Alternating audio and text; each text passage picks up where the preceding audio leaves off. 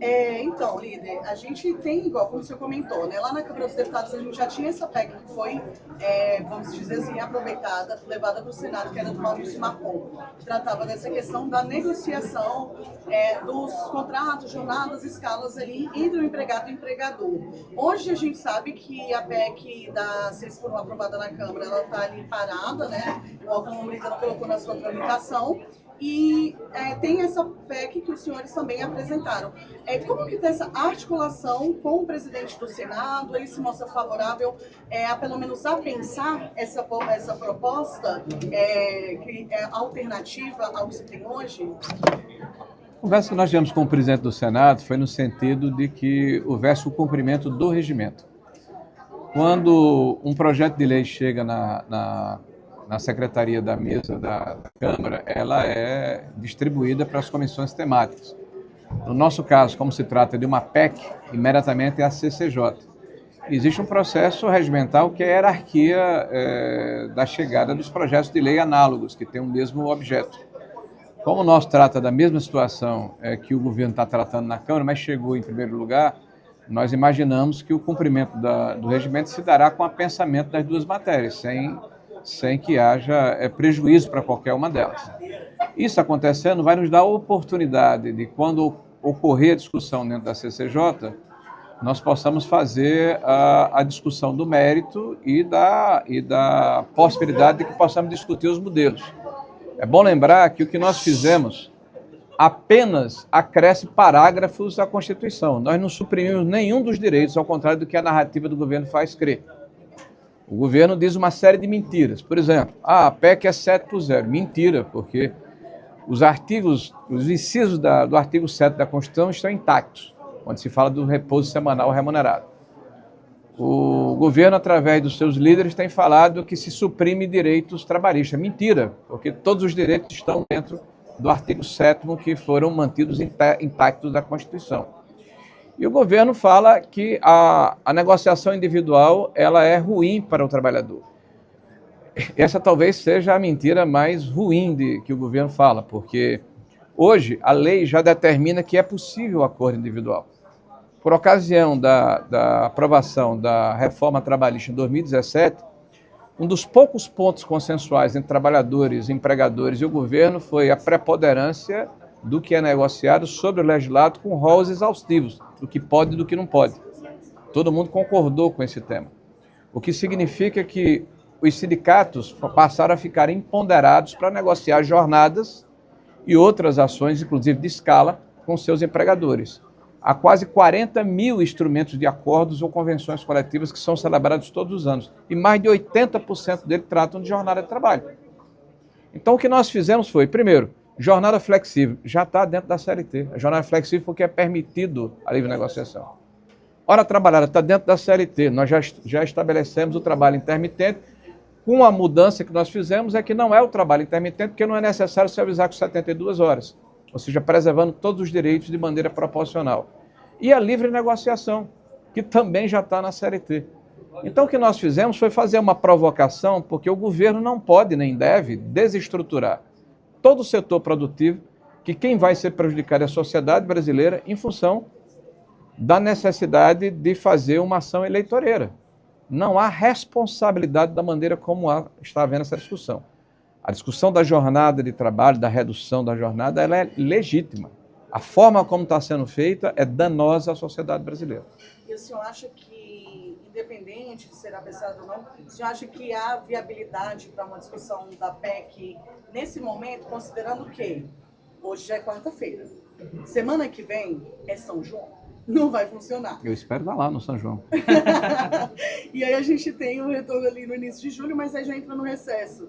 E o governo queria muito que essa pauta passasse agora, antes do período eleitoral. O senhor acha que tem essa viabilidade ou o presidente Alcolumbre vai tratar de uma forma que se vai cumprir todos os ritos regimentais para a discussão de uma proposta como essa? Olha, eu, por exemplo, acho que o que está maduro para ser discutido na sociedade é a redução da maioridade penal. Se você fizer qualquer pesquisa, mais de 80% da população vai falar que é favorável a essa redução da maioridade penal. o governo tem dito que esse tema está contaminado pelo processo eleitoral e gostaria que ele fosse discutido depois da eleição. Bom, eu faço minhas palavras daqueles que falam desta forma.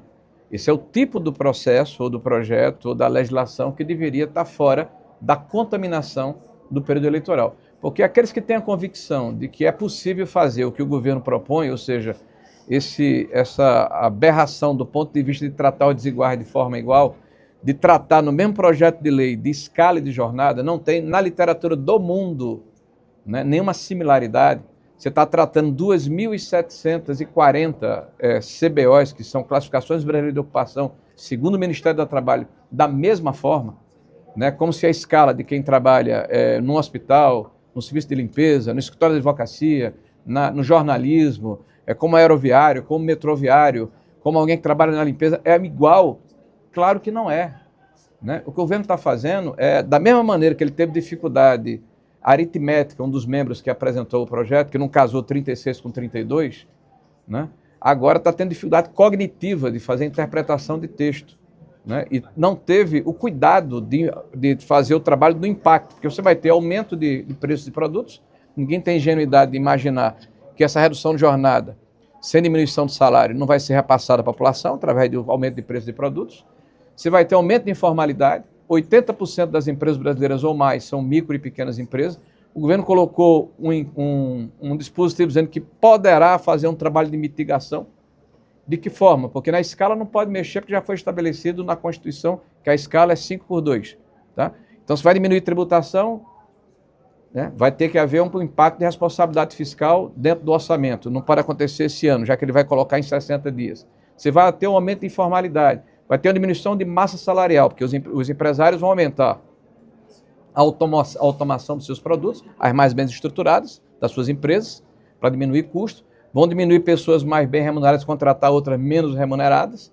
Então você não está fazendo nenhuma avaliação dos impactos que vai gerar na sociedade. O Brasil não está levando em consideração a produtividade. O trabalhador brasileiro hoje produz, em média, por hora, $17 por hora. O México, a Colômbia e o Chile, que fizeram recentemente mudança nas suas jornadas, quase $30 por hora. A Argentina, quase $30 por hora, 29 a 28. OCDE, mais de $50 por hora. Nós não estamos levando em consideração qualificação, inovação tecnológica e sequer prazo de implementação. O governo está tão ávido em ter resultado eleitoral que não está tendo nenhum cuidado de, caso haja essa mudança da jornada, que haja um processo como aconteceu nos países que estão sendo colocados como referência. Nesses países foram 5 anos de implementação. Agora é 60 dias. Então, é tudo para se perpetuar no poder. Foi muito mencionado quais são os nomes que são votados? o papel da comissão no tramitação do projeto do Senado. Eu queria saber se já tem algum acordo com o presidente Alcolumbre. Com relação à comissão. Não, a conversa que tivemos com o Alcolumbre, foi a primeira resposta que eu dei aqui, foi que fosse cumprido o regimento.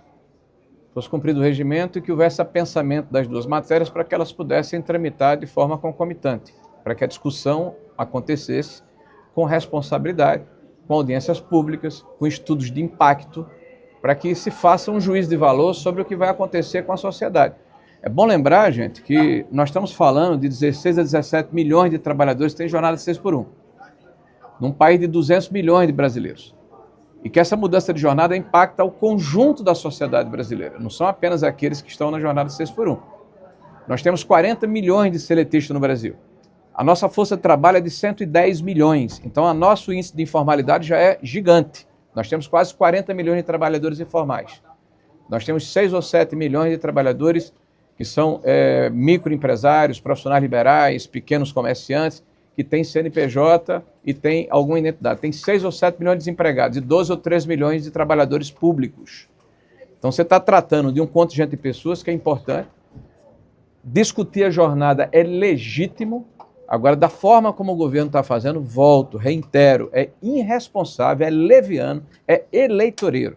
Tá? Então nós gostaríamos que essa discussão ela acontecesse com cuidado, com responsabilidade, com os impactos que isso vai gerar para a sociedade, da maneira oportuna, no momento adequado, depois do processo eleitoral. Líder, agora uma coisa o Lula está lá no G7, ele passou pelo Trump, não falou com ele, depois ele também disse hoje que nunca foi esquerdista, né, aspas dele, mas teve toda essa questão tudo depois desse encontro que teve com o Flávio ali, com o Trump, enfim. Como que o senhor vê, como o Brasil fica, né, diante desse cenário aí?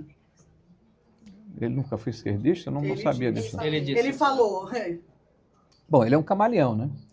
Então, o que ele fala, ele muda de acordo com a circunstância, né?